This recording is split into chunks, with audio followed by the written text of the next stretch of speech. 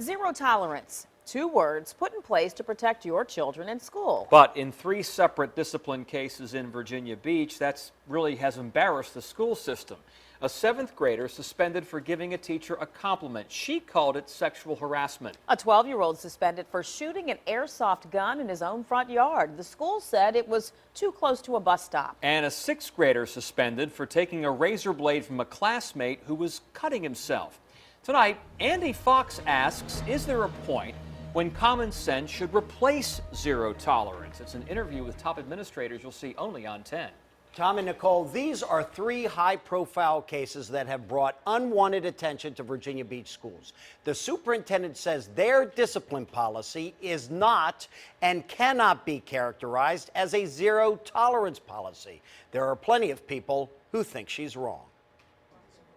It took 30 seconds with Virginia Beach City Public Schools Superintendent Dr. Sheila Magula for her to say this. You understand Virginia Beach does not have a zero tolerance policy. No zero tolerance policy, and another 5 minutes to say it again. We do not, as a school division, have a zero tolerance policy. No zero tolerance? That's news to attorney Kevin Martingale, who represents students before the school board for disciplinary incidents. I don't see how. I mean, the language here says mandatory expulsion. Virginia Beach may not call it zero tolerance, but in its own code of student conduct and the school board's published regulations, there are several offenses calling for mandatory expulsion where the students automatically recommended by the principal to the superintendent for expulsion.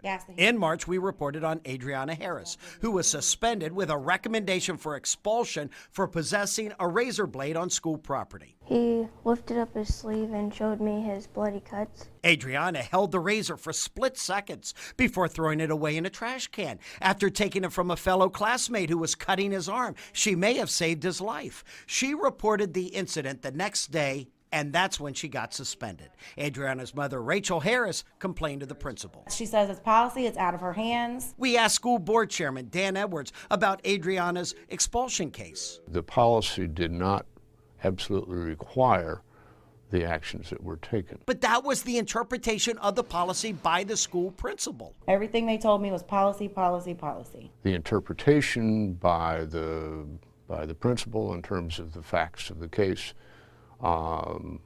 drove that and not a mandatory requirement. Our investigation into Edwards' own school board policy found it is mandatory. Under mandatory expulsion number 3, possession of a dangerous weapon.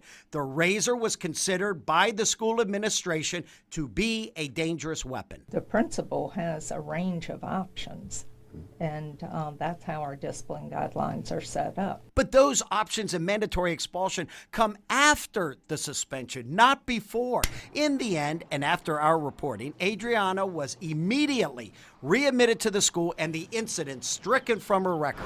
But look what she had to go through. Martingale says it is cruel to the student to suspend first and ask questions later. It puts everybody on pins and needles wondering, am I the next person who's going to be the victim of a set of rules that are not being enforced in an intelligent way? An interesting development. Virginia Beach school discipline policies are now under review. The board will have an opportunity to hear recommendations from the administration, whether or not we should either adjust or clarify anything in those policies.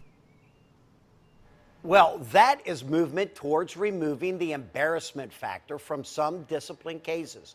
Discuss before you suspend. Dr. Magula wanted to point out that there are 86 schools and nearly 70,000 students in the Virginia Beach school system. She says, quote, the principals do an excellent job navigating discipline cases, but there is always the possibility of human error. Tomorrow night at 6, I'll report on a school system that has given up on zero tolerance. They got burned by zero tolerance, and they won't do it again. I'm Andy Fox, 10 on your side.